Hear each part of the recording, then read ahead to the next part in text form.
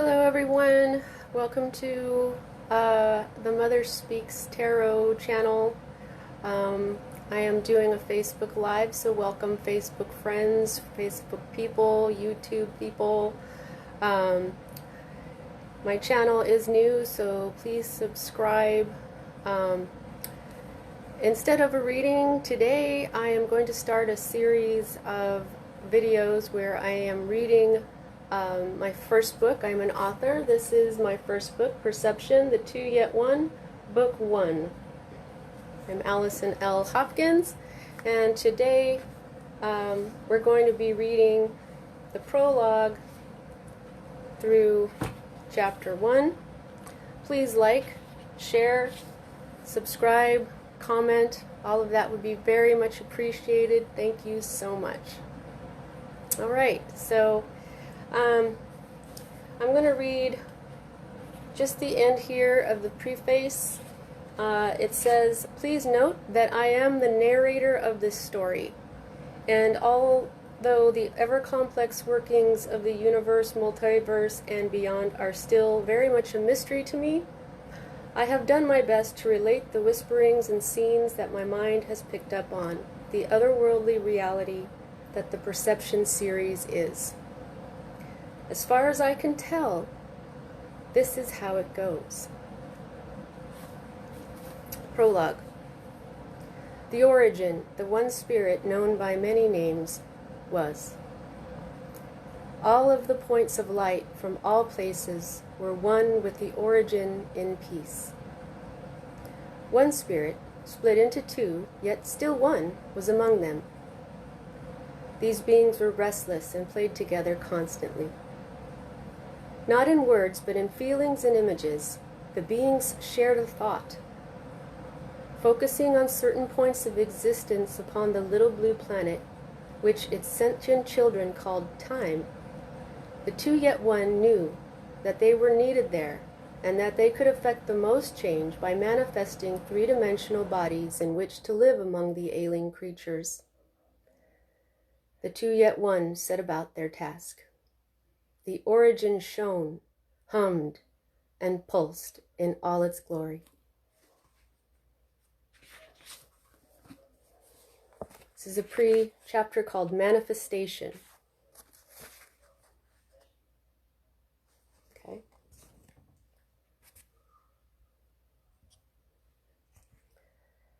Early morning, Wednesday, January 26, 1994, in Sacramento, California, United States. Ralph and Lucy Fredrickson held hands in the hospital delivery room. She'd been in labor all night with their fourth child, but she had little pain, and the time seemed to pass quickly.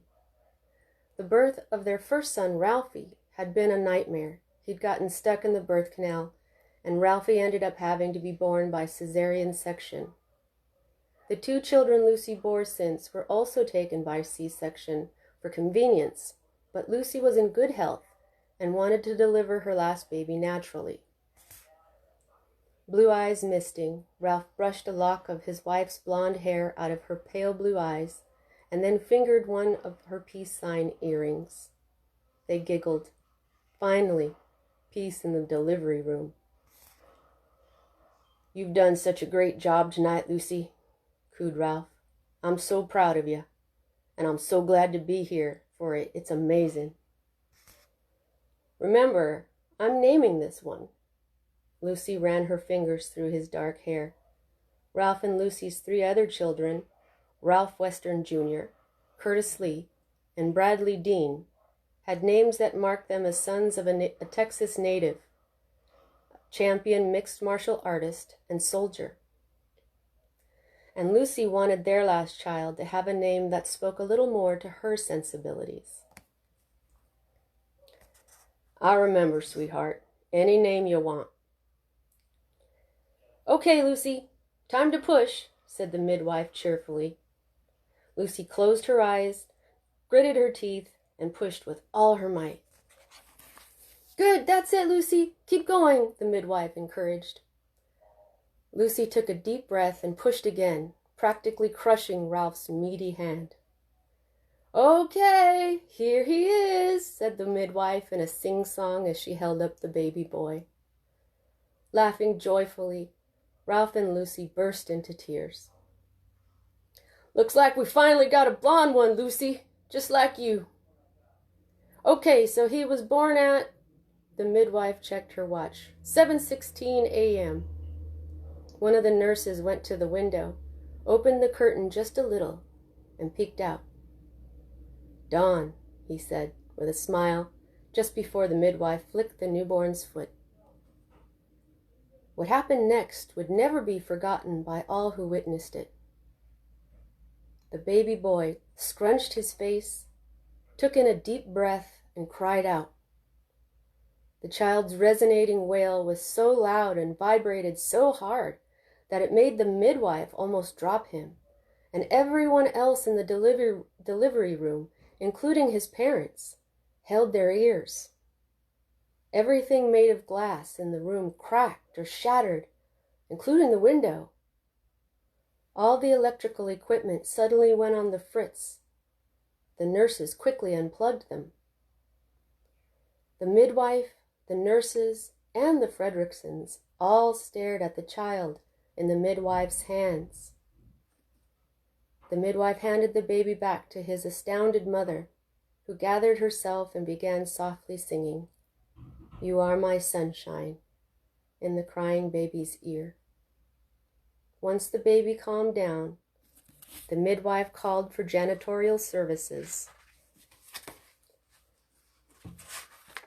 and a new set of monitoring machines. The nurse took the baby away to clean and wrap up the child before handing him back to his mother. The little boy seemed very awake and aware and focused on each of his parents. Lucy and Ralph stared at the child in awe and a little fear. Lucy bit her lower lip and then smiled. "Look, he has my eyes too." Ralph nodded and smiled. Lucy gently ran her fingers over the child's forehead. He closed his bright eyes briefly as if to enjoy it.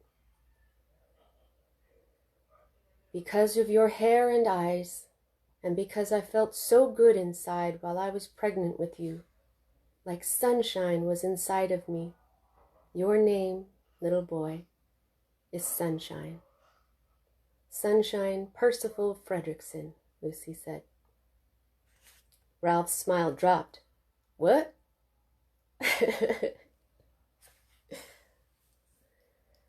Change in perspective. Midnight, as Wednesday, January 26th, became Thursday, January 27th, 1994, in Corona, California. Lisa Martin pushed, finally. She and her husband Jim hadn't been able to conceive for the 2 years they'd been married. Once they gave up, Lisa became pregnant. Lisa was considered high risk, and the Martins and their doctor were surprised when the pregnancy went extremely well, even seemingly curing Lisa of the terrible migraine attacks she had always had. But she and Jim were still terrified that something could go wrong. "Push! Push, Lisa! Push!" Jim yelled. "Oh my God, quit yelling in my face, Jim!" Lisa shook her head, her strawberry blonde bangs quivering, a couple hairs sticking to the sweat on her forehead. "You're right! I'm sorry!" Jim couldn't quiet down. He was too excited. "Good thing you're fitness trainers," said the amused doctor. "All that exercise really helped you out today, Lisa. Okay, one more push, and she's here." Lisa closed her cornflower blue eyes and pushed with all her might, delivering her child into the world. "There she is!" yelled Jim, blinking the tears out of his large green eyes. "She's a brunette! She's got my hair!" Jim grabbed Lisa and held her tightly in his arms, both sobbing with joy as the nurse cleaned up their new little girl. The doctor flicked the baby girl's foot. She looked very sad for a moment, but didn't cry. The doctor flicked her foot again, but the baby would not cry. "What's wrong?" asked Lisa, panicking. The doctor flicked the newborn's foot again, this time harder. The baby made a tiny squeak, but that was all. "What's wrong with her?" Lisa yelled. Jim was about to lose it too. Sometimes babies don't cry," answered the now nervous doctor. "We're just going to take her into the next room to check her out in a little more detail. Hang in there. We'll be right back." Lisa burst into tears, and Jim held her again as the doctor disappeared with their baby. "She's going to be okay, Lise." Jim's tears fell into her hair. Coming from him, his whisper was as noticeable as another person's yell. "She's going to be okay." In only a few minutes, the doctor brought their baby girl back into the delivery room. "She's fine. Very awake and aware. Here you go." Lisa took her new daughter from the doctor with the brightest smile Jim had ever seen her wear. Crying with joy and excitement, they stared at their little girl. She was smiling at them. Wriggling her arm out from her blanket, the baby reached her open hand out. Jim and Lisa instantly calmed and felt more peaceful than they ever had in their entire lives. Jim sighed, kissed her little hand, and whispered to his wife, "We can relax now. She's here, and she's fine." "She was born at exactly midnight," the doctor said. Lisa looked at her very pale but pretty daughter over. "It's a full moon tonight, too," she murmured. It's like the full moon put its light into her skin and eyes, and midnight put the dark of night into her hair. She's beautiful, Jim. I've changed my mind about naming her Marie. Let's name her Luna. Luna Marie." "That's perfect, Lise, and Marie will still be honored." Jim's older sister Marie could not bear children. "Luna Marie Martin," Jim murmured. "Oh, little girl, what will you do when you grow up? Your mother and I can't wait to see how you'll affect the world, because you're gonna. Our child is gonna change the whole world for the better, right, Lise?" "I have no doubt in my mind, Jim."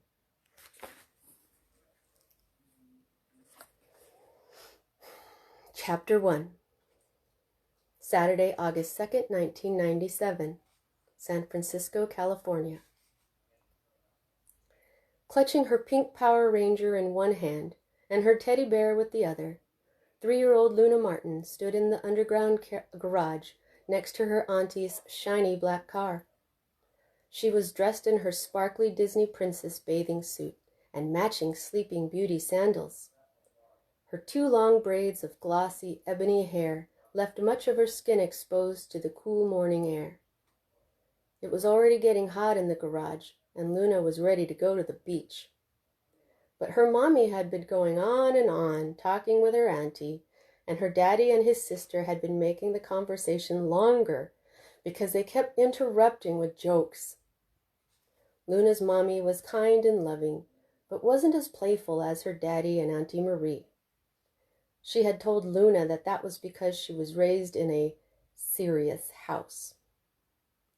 Luna's daddy had told her that was why he was always saying funny things, to make her mommy laugh. Luna looked up at her Auntie Marie with her big green eyes, trying to convey with a look that they should get going too. Auntie Marie had shiny black hair and big green eyes too. Her smile made Luna happy, and as far as she could tell, her aunt's smile made everyone happy, just like magic. People, animals, plants. Her house was filled with beautiful blooming plants, each with its own sunlamp. Everything that was alive loved her aunt, so Luna suspected her Auntie Marie was secretly Snow White. Auntie Marie was pretty in a green sundress and the gold bracelet she always wore. but Luna's mommy and daddy wore their gym clothes, about to go to work on the last day of their week-long vacation while Luna's auntie babysat her. Luna's parents showed people how to exercise, something that didn't make sense to Luna. As far as she knew, all you had to do to get exercise was play, and she couldn't imagine why grown-ups stopped playing, especially when they obviously still needed exercise. "Thanks for taking Luna for the day, sis," said Luna's daddy Jim. "It was unexpected but convenient that we would be in the same city with our clients on the same day. They're really making progress with their workouts, so we just couldn't say no."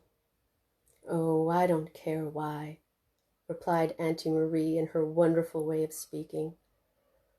Luna could just as much dance to her auntie's voice as she could drift into a happy sleep listening to it. It was like music. "I love the little princess, and I love the beach. We should have a splendid day." Luna's mother bent down and gave Luna a big hug and kiss. "We'll be back at the end of the day. Have fun with Auntie, okay? Be good for her. I love you." "I love you too, Mommy." Her mommy straightened up and leaned close to Auntie Marie's ear. "Don't forget her sunblock and to reapply. You know how pale she is. And try to make sure she plays with some other kids, okay? Sometimes, well, sometimes kids think she's, well, not exactly ugly, but they don't seem to." Luna's mother had whispered, but Luna still had heard. "Yaha, Mommy, that one girl say I ugly." Her mother crouched down to Luna's level. "You're not ugly, Luna. No one is." "Don't worry, love," cooed Auntie Marie. "I had the same problem as a girl. It's our eyes. Too large for our heads, perhaps.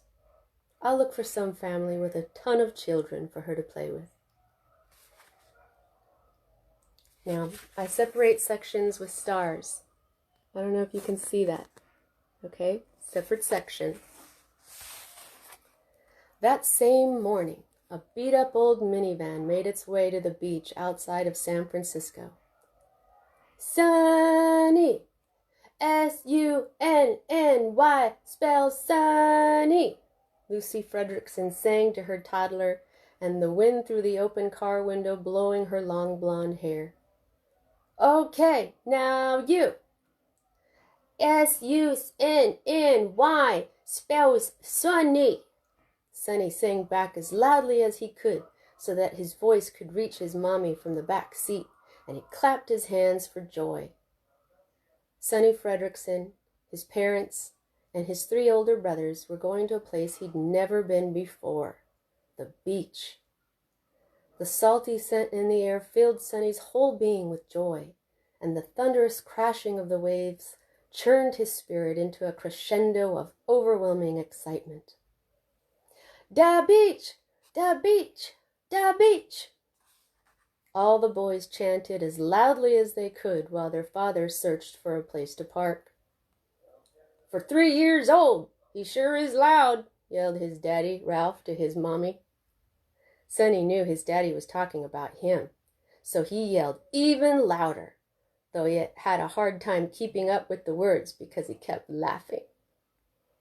His father parked the car, and then, as usual, his parents unbuckled and freed his brothers from their car seats. Sonny was always last, because he was the youngest.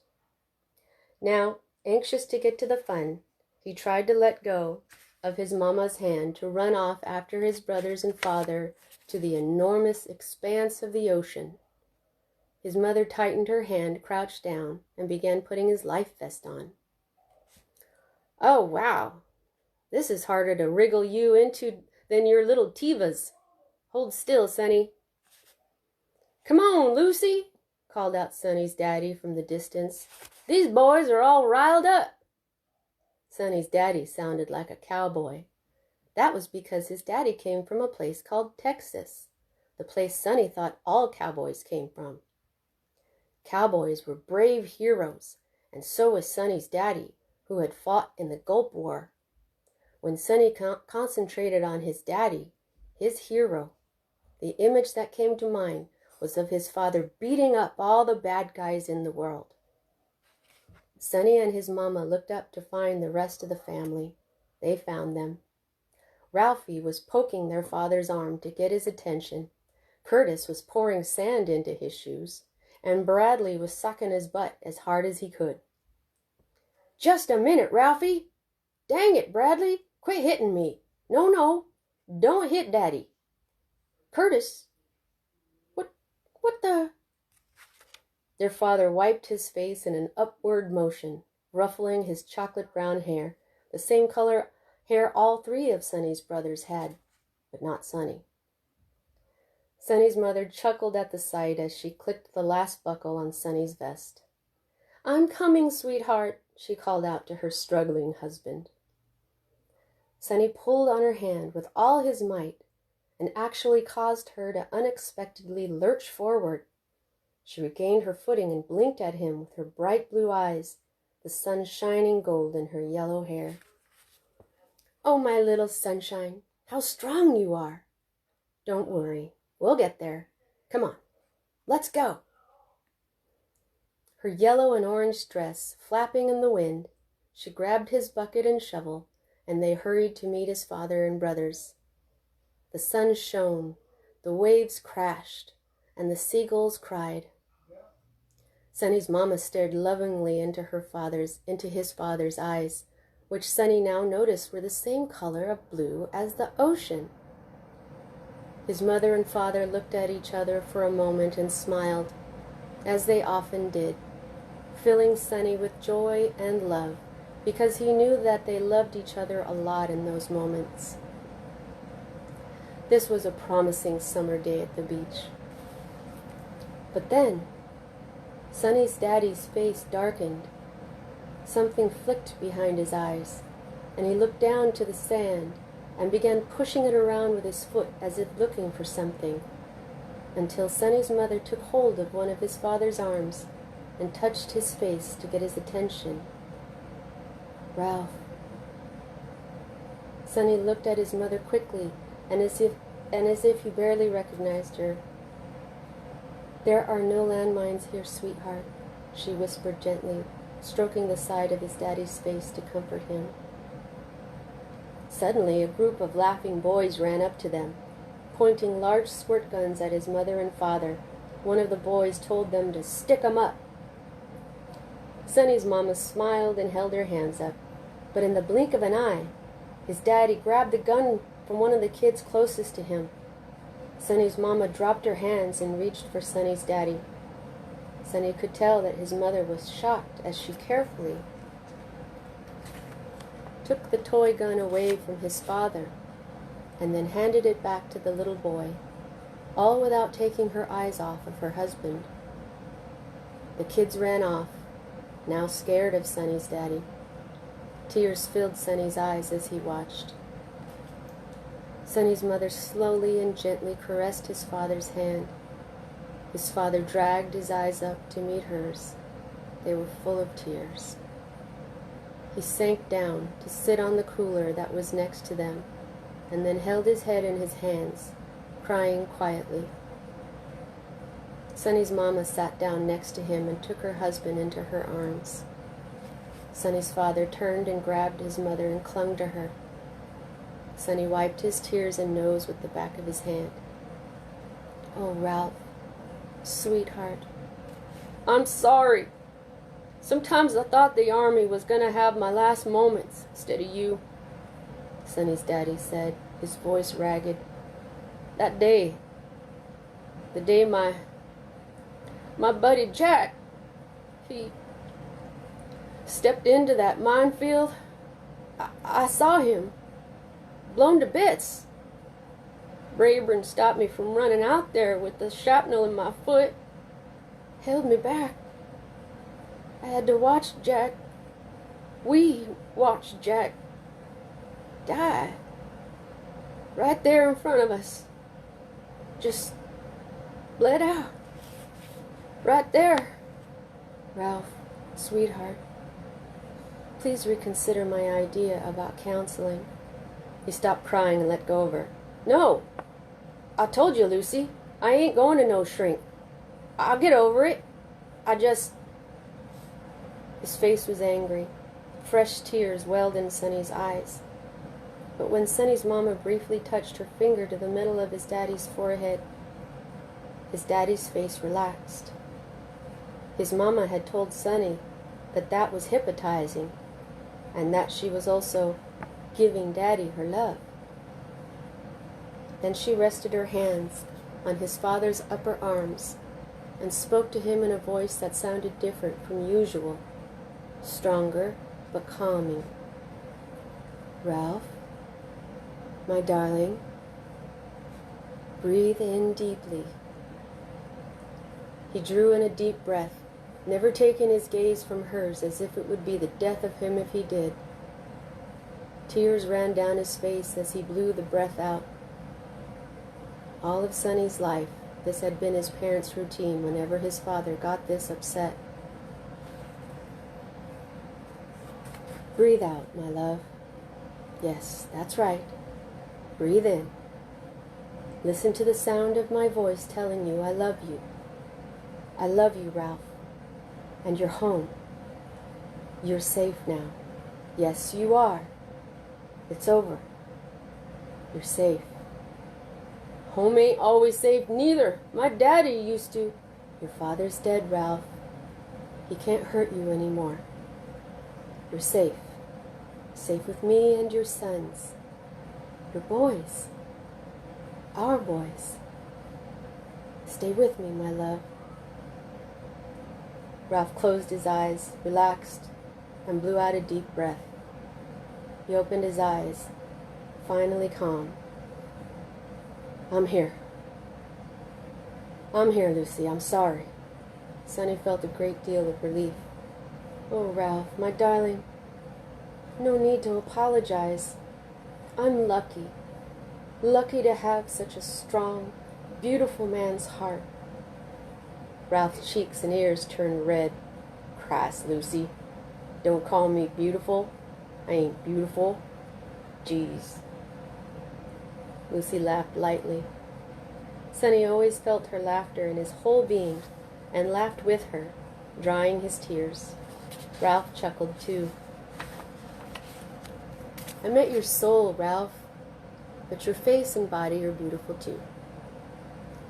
Sonny's daddy tilted his head at his wife and took her hand, kissed the back of it tenderly, and then held it to his cheek. "Not more beautiful than you, my purty sunflower."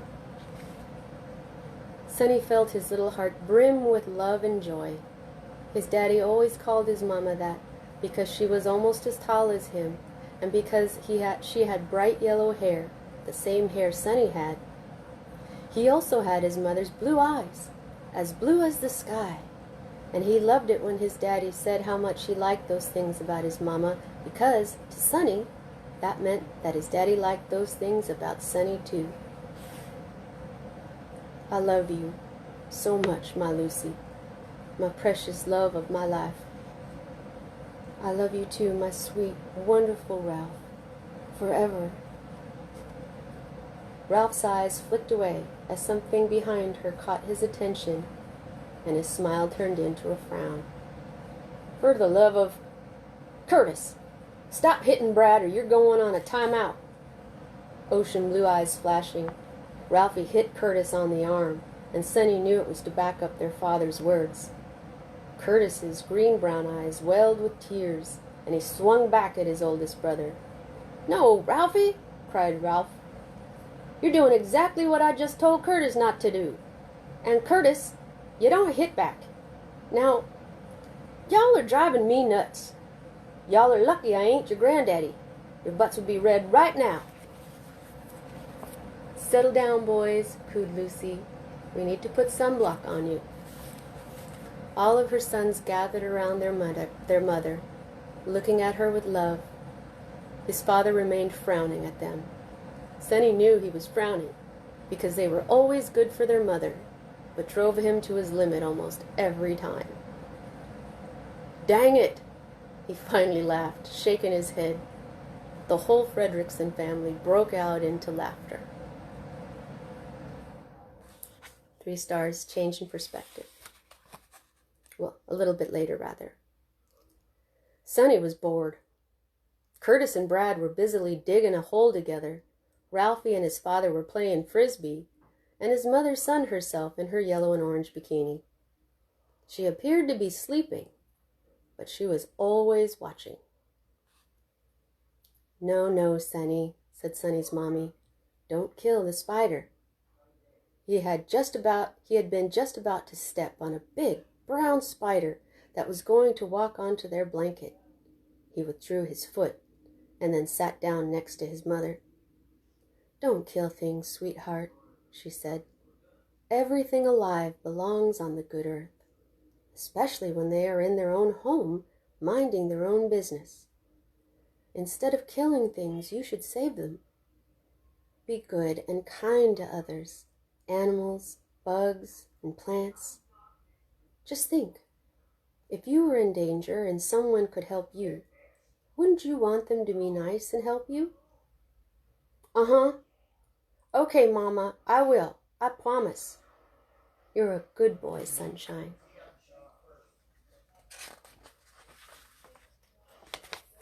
He smiled. He always felt so good when his mother told him that he was a good boy. But he watched that spider. He had to make sure it wouldn't get on him. Spiders had too many creepy, crawly legs. When it got too close to him, he threw a little sand at it, and it jumped away. Over the past hour, a few kids had walked up to Sonny as if about to invite him to play, but once he looked at them, they took a step back and then went away quickly. That happened at home, too, even if he smiled. His father always told him the other kids were scared of him because he was different. They could see it in his eyes, and that most people were scared of things that were different from what they were used to. But how was he different?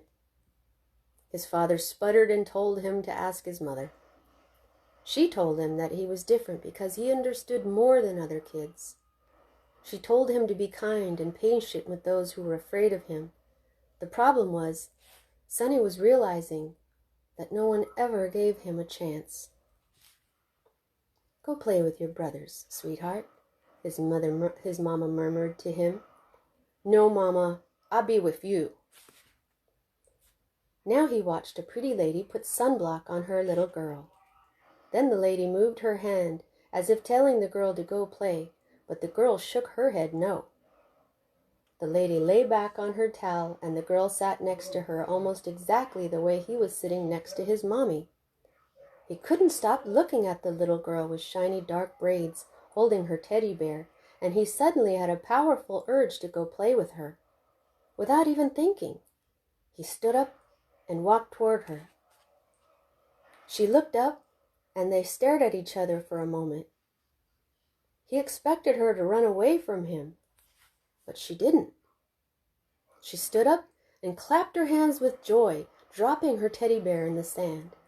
"Hi, boy," she said, waving an open hand with a big smile on her face. He just stared at her. He couldn't believe she hadn't run away. All the kids always ran away. He made a scary face and held up monster hands. "Roar! I carry monster!" The little girl's face brightened, and then she laughed. Her laughter filled him with love and happiness, just like his mother's did. Blinking at the surprising feelings, he stared at her as she laughed, and then glanced over at his mother only a few feet away. She had a big smile on her face and waved to him. He looked back at the girl, broke into the brightest smile he had ever smiled, and laughed along with her, as hard as he could. As they laughed, he felt very good, calm, as if everything was all right now, even stuff he hadn't known was wrong. "Hi, girl," he finally told her. "We play follow the weeder. I the weeder. No, I the weeder. No, I the boy. I the weeder." He grabbed her hand and tried to pull her, but she yanked her hand away and punched him on the offending arm, hard. Sonny's shocked expression crunched into a grimace. Tears welled in his eyes, and he lifted his face to the sky, letting out a long wail. His mother was at his side in moments. "Mama, that girl hit me." He took in a deep breath and let out an even louder wail. Change in perspective. "No, no, dear," said Auntie Marie. "Ladies don't hit people. Say you're sorry." Luna glared at the bossy boy. She didn't feel sorry at all. "Tell him, sweetheart, or we'll go right home," said Auntie Marie. "I'm sorry, boy," squeaked Luna. She meant it now. Change back to Sonny. Sonny stopped crying and looked at the little girl in surprise yet again. His brothers never said sorry right away for hitting him. They always had to have a time out before they would. Her apology meant the world to him. "Darling, boys don't tell girls what to do." "Tell her you're sorry," said his mama. "I'm sorry, girl." Back to Luna. Luna knew that the boy's apology was from the heart.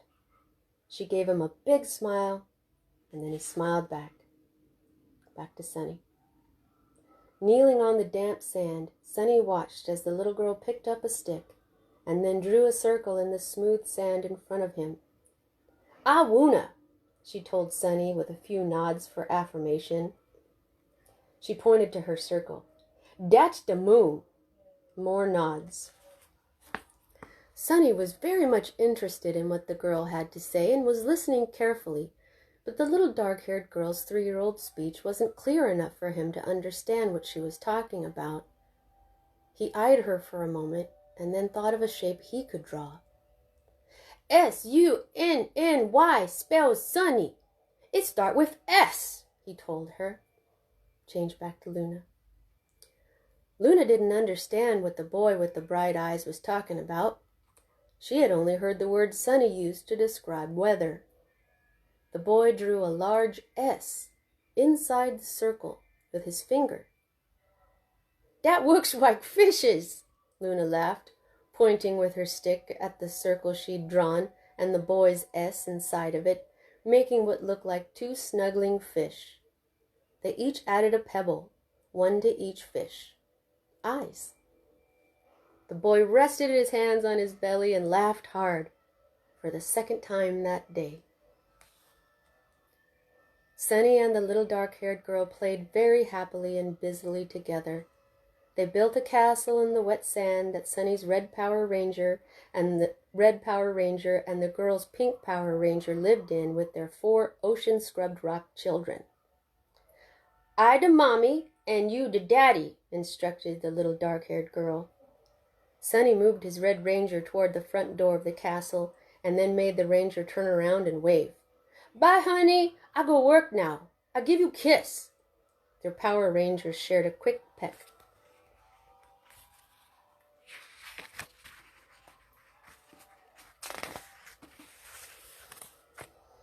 "Mwah! Okay, I'll come with you." "What?" "No. Daddy's go work. Mommy's work at home." "Nuh-uh. My mommy go work with my daddy." "Oh." Sonny's confusion at what the little girl was telling him disappeared when he noticed that his mommy had begun taking the sandwiches out of the cooler for lunch. But he pretended he didn't see her. He didn't want to stop playing with the little girl. Trying not to bring attention to himself, he watched his family from the corner of his eye. His father, Curtis, and Brad also noticed what Sonny's mama was doing and sat down on the family blanket for lunch.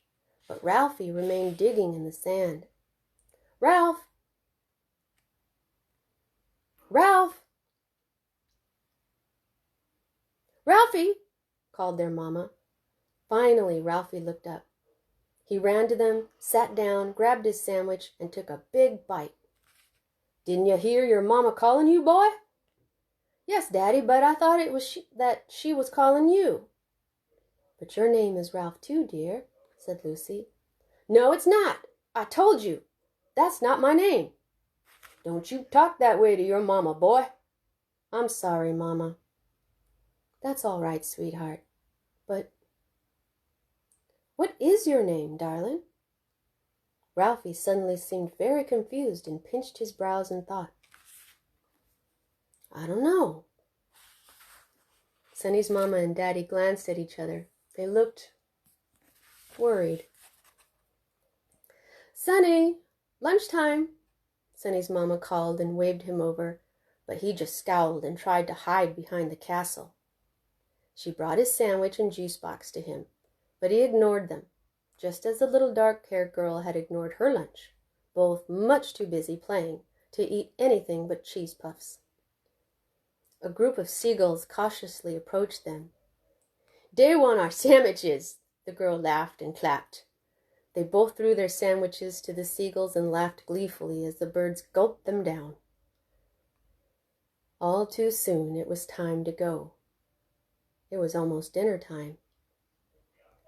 Sonny looked at the little dark-haired girl, his new best friend, and was suddenly filled with overwhelming anxiety.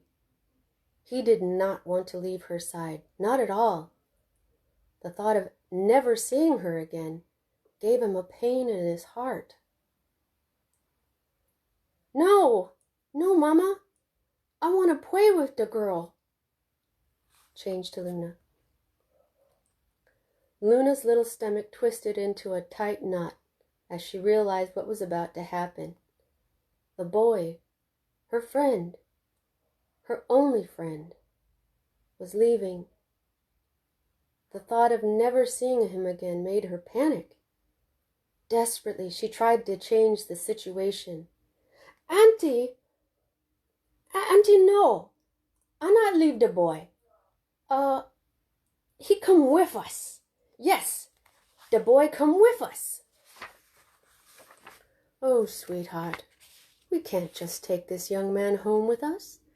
His family would miss him terribly. Say goodbye, love. We've had a very nice day, but it's time to go home. Sonny and Luna flew into each other's arms like magnets to metal and clung to each other as if they had been welded together. The moment they held one another, a flash of pure, clear light burst from them and spread out infinitely like ripples on water. Neither child noticed the light. They simply held each other, bawling. No one else on the beach noticed it either, except Lucy and Marie. They squeezed their eyes tight and looked away. Marie and Lucy were quiet for a moment after, neither certain of what had just happened. Another change in perspective. At the very moment Sonny and Luna held each other, each and every evil spirit and entity across the entire planet felt it, like an explosion of love that reverberated across the world. All evil things were left with an unnerving feeling of foreboding. Terrible, terrible foreboding. It set off a flurry of activity among them, one in particular. Change in perspective. His heart thumping in his chest from being summoned to his master's chamber in the middle of the night, young Bernard Schultz stood waiting, sweating. Dressed in black robes, the ancient man, Schultz's master, sat at his desk in a corner of his extravagant bedroom, in the shadows where he belonged. He didn't even need the aid of light to scratch out the note Schultz assumed he was writing by the scraping sounds he was hearing. Because of his power, Schultz's master was careful with his utterances and preferred not to speak. The old man's wrinkled, shaking hand held out the piece of paper, a new directive to Schultz. It said, "Have my son brought to me and send General Fleischer to find the source of that pulse to extinguish the light behind it immediately." Change in perspective. Luna's aunt and Sunny's mother had a terrible time trying to pry the toddlers apart. "Oh, dear. I'm so sorry. It seems she's quite determined." "Oh, no, I apologize. He's very loving. And," she grunted, "strong." The children howling, Marie and Lucy glanced around as they tried to pry the children apart. Both were shocked and unnerved to see that every single person on the beach, as far as the eye could see, was looking at them. Every head was turned to them. Hundreds of people all the way down the beach, and even those inside of their cars, stared at the screaming children. Marie and Lucy pulled just a little harder. "No, no, Mama, I love her. No, I love the boy. I be with the boy." Change in perspective later on. Sunny and Luna each experienced utter sorrow and misery. So miserable were the tots for the loss of the other that their parents worried for their health. Neither child would eat at all that night, and both only minimally for 3 days after. The pediatrician's advice was to provide tempting foods, and the children's parents were relieved when, on the 3rd day, their children finally began eating again and regained their strength. They eventually forgot all about one another and went on with their lives.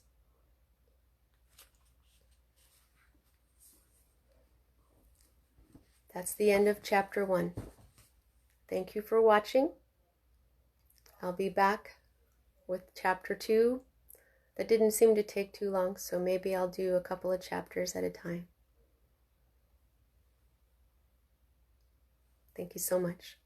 See you next time.